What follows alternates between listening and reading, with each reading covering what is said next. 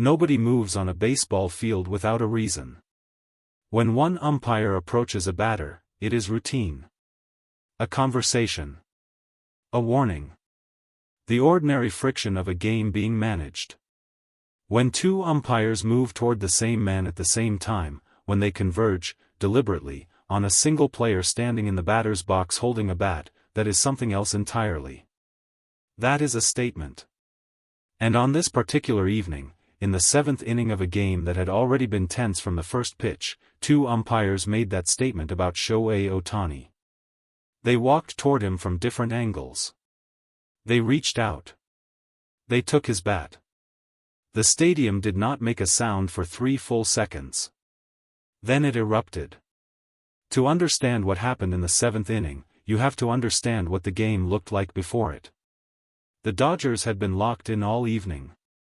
It was the kind of game where every at-bat felt consequential, where the dugouts were leaning forward, where managers were making decisions 3 innings before they needed to make them.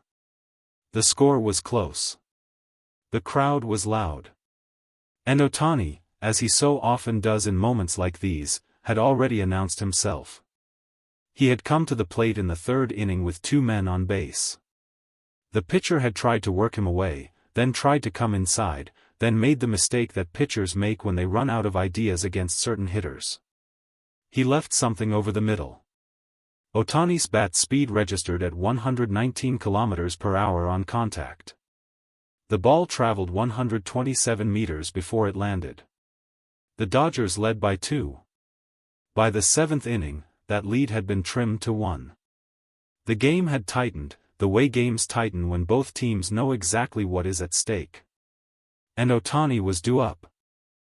He walked to the plate with the particular calmness that has become his signature. No visible emotion. No theater. Just a man who had prepared for this moment and was now arriving at it. He took his stance. He raised his bat. That was when the first umpire moved. The first approach came from the home plate umpire. He stepped forward, not to reset the count, not to signal a timeout, but with purpose, with the body language of someone who had already made a decision before they left their position. The second umpire, the first base umpire, was already walking in. Both men converged on Ohtani within seconds of each other. What they were looking for, according to the official explanation issued hours later, was evidence of a foreign substance or an illegal modification to the bat. Under the rules of the game, umpires have the authority to inspect equipment at any time. It is a rule that exists for legitimate reasons. What made this moment different, what made it the only thing anyone discussed for the rest of the night, was not the rule. It was the application of it. 2 umpires. 7th inning. The most important at-bat of the game. The most scrutinized player in baseball. In 15 years of watching professional baseball, one veteran reporter sitting in the press box admitted afterward that he had never seen 2 umpires conduct a bat inspection simultaneously. 1, yes. 2, converging like that, in that inning, on that player, never. They took the bat from Ohtani's hands. He let them take it. That, too, told you something. What happened in the next 90 seconds was witnessed by 40,000 people in the stadium and millions more watching the broadcast. But the part that mattered most, the part that prevented an already volatile situation from becoming something far worse, happened in a space of about 10 feet, between 2 players who had no official reason to be involved. His name does not matter as much as what he did. Rushing, the Dodgers' first baseman, a man known more for his bat than for his temper, was standing in the on-deck circle. He had watched the 2 umpires walk toward Ohtani. He had watched them take the bat. And something in what he saw moved him to his feet, then moved him forward, and then moved his own bat, held loosely at his side, upward, toward the home plate umpire, in a gesture that the broadcast cameras caught clearly and unmistakably. He was not swinging. He was pointing. But in baseball, pointing a bat at an umpire occupies a very specific category of behavior. It is the kind of gesture that ends careers, triggers ejections, and, in the wrong moment, sets off something that neither dugout can control. The stadium recognized it immediately. The noise level shifted, from confusion to something rawer, something closer to collective alarm. And then Ohtani moved. He moved without being asked. He moved before his manager could get off the bench. He moved before the umpires had finished their inspection, before the situation had been fully processed by anyone watching it unfold.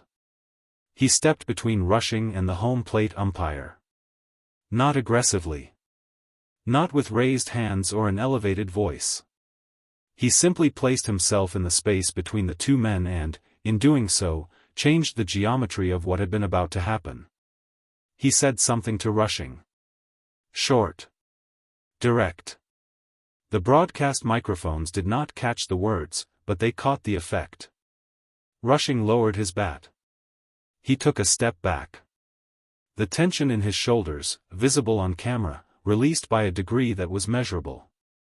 The brawl that had been forming, that had been assembling itself out of momentum and heat and the particular electricity of a crowd that had already been pushed to its edge, it did not happen. Because Ohtani stepped into the space where it would have occurred. Later, a teammate who had been standing near the dugout steps described what he had seen in 3 words: Shohei handled it. The bat inspection found nothing. No foreign substance. No illegal modification. No irregularity of any kind. The bat was returned to Ohtani. The at-bat resumed. He grounded out to second base on the next pitch. He walked back to the dugout without looking at the umpires. But the story was not over. It had, in many ways, just begun. What happened in the press conference room that night defied the usual rhythms of a post-game session. Managers come in, they discuss strategy, they credit the bullpen, they talk about the opposing pitcher, and they leave. That is the formula. That is how 80% of post-game press conferences go, regardless of what happened on the field. This one went differently within the first minute. A reporter asked Dave Roberts directly about the bat inspection. His response, the pause before it, the way he organized his words, told the room immediately that this answer had been considered carefully before being delivered. What I saw in the 7th inning, Roberts began, did not reflect how this game is supposed to be officiated. He stopped. Let that land. I have been in this league for a long time. I have never questioned the integrity of the umpiring process publicly. I do not do that lightly. He paused again. But what I observed, the timing, the manner, the specific player who was targeted, I have serious concerns about the motivation behind that decision. A reporter asked him to be more specific. Roberts looked at the table for a moment. Then he looked up. The home plate umpire, he said quietly, has a history with Shohei. I am not going to characterize it further than that. But it is known within our organization, and I believe it is relevant to what happened tonight. The room did not breathe. That is a personal grudge, a reporter said. Are you saying the home plate umpire had a personal grudge against Ohtani? Roberts did not confirm it in those exact words. He did not have to. I am saying that the timing and the targeting of that inspection, in that inning, against that player, raises questions that I believe the league has a responsibility to answer. He closed his notes. He leaned back slightly. We won the series. I want to be clear about that, my players competed exceptionally tonight. But I would be failing in my responsibility to this organization and to Shohei specifically if I sat here and said nothing about what I witnessed. The league's statement came the following morning.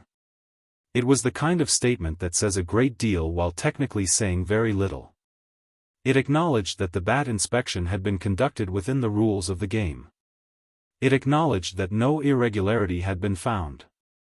It noted that the behavior of the umpiring crew during the 7th inning would be reviewed. That last line was the one that mattered. In league language, reviewed is a word with consequences. It is not the same as noted. It is not the same as acknowledged. Reviewed means someone is going to watch the footage, check the record, and ask questions that the umpire involved will be required to answer. Whether any formal action followed was not made public immediately. But 3 days later, a league source confirmed to multiple reporters that the home plate umpire from that game had been assigned to a review meeting with the umpire supervisor.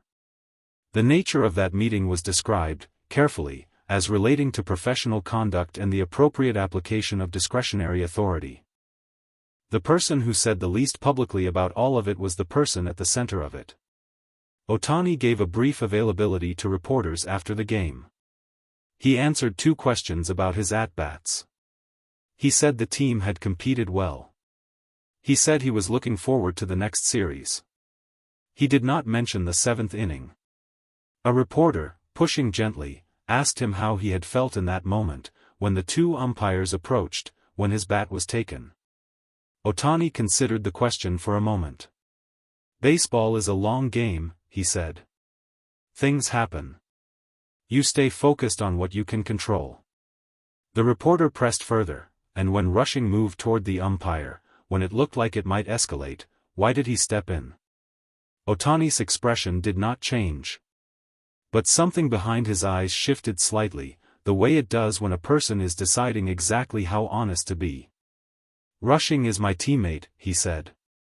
"He was reacting because he cares about this team. I understand that. But we needed to keep playing. So I did what I thought was right." That was all he offered. He thanked the reporters and walked back toward the clubhouse. Mark Prior, who had watched the entire sequence from the dugout rail, was asked later what he had been thinking during those 90 seconds. He was quiet for a long time before he answered.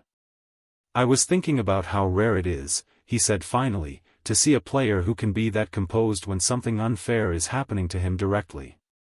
Because make no mistake, what happened in that 7th inning was unfair. Everybody in that stadium knew it. The players knew it.